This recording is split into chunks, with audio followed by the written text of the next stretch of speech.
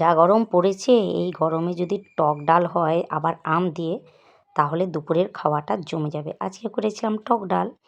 তার আগে দেখে নাও আর কী কী করেছি।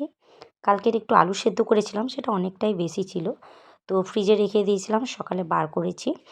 আলু সেদ্ধটা হাতে করে একটু ম্যাশ করে নিয়েছি। তারপরে দেখো পেঁয়াজ ভাজছি, পেঁয়াজ ভেজে এখানে একটু দেবো হলুদ আর একটু লবণ, আর যেহেতু ছেলেও খাবে ওই জন্য একটাই লঙ্কা দিয়েছি। দিয়ে ভালো করে ভেজে আমি আলু সেদ্ধটা ভেজে নেব। এরকমভাবে আলুর চোখা করলে খেতে কিন্তু দুর্দান্ত লাগে। আমি মুড়ি দিয়ে খাবো, রুটি দিয়েও কিন্তু খুব ভালো লাগে।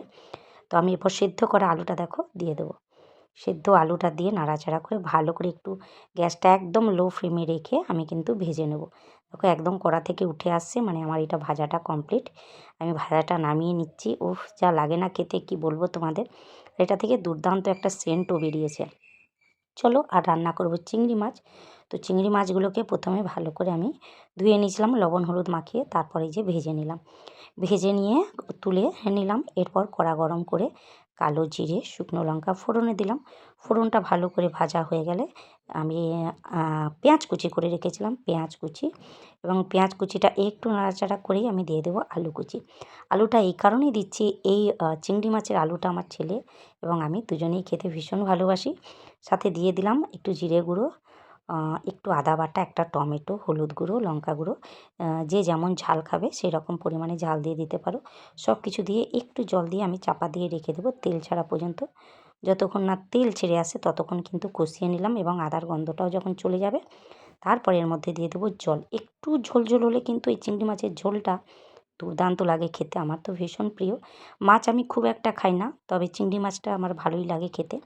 এরপর ঝোলটা ফোটার অপেক্ষা, ঝোলটা ফুটে উঠলেই বাস, আর কিছু নয়, চিংড়ি মাছটা দিয়ে নামিয়ে দেবো। আমি কিন্তু গরম মশলা এখানে দিই না, তোমরা প্রয়োজন মনে করলে গরম মশলাটা দিতে পারো। এইভাবে সিম্পলের উপর রান্না করলে চিংড়ি মাছটা খেতে ভালোই লাগে। চলো, হয়ে গেল চিংড়ি মাছের তরকারি, নামিয়ে নেব।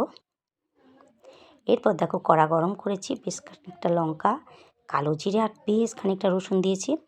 পাট শাকের ঝোল বানাবো, এটা ভালো করে ভেজে তারপরে দিয়ে দেবো জল।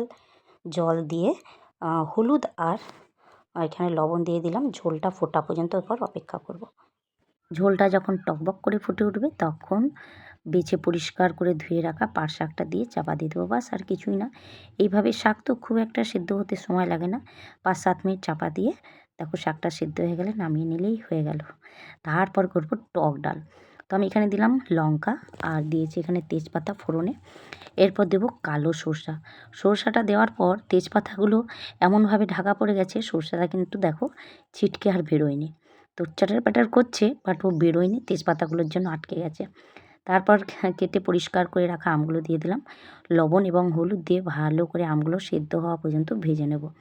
আর কিছুই না, আমটা ভাজা হয়ে গেলে আমি যে ডালটা আগের থেকে সেদ্ধ করে রেখেছিলাম, ডালটা আমি কুকারে সেদ্ধ করে রেখেছিলাম, ওই ডালটা এর মধ্যে দিয়ে দেবো। বাস এরপর ফুটে উঠলেই নামিয়ে নেব। এরকম গরমের দুপুরে এরকম যদি একটা টক ডাল হয়, এই একটা পদ দিয়েই কিন্তু খাওয়া হয়ে যায়। তো আমার পুরো ভিডিও তোমাদের কেমন লাগলো বন্ধুরা জানিও। সবাই ভালো থেকো, সুস্থ থেকো। নেক্সট কোনো ভিডিওতে আবার সবার সাথে দেখা হচ্ছে। আর সবাইকে বলবো প্লিজ একটু কমেন্ট রাখবে।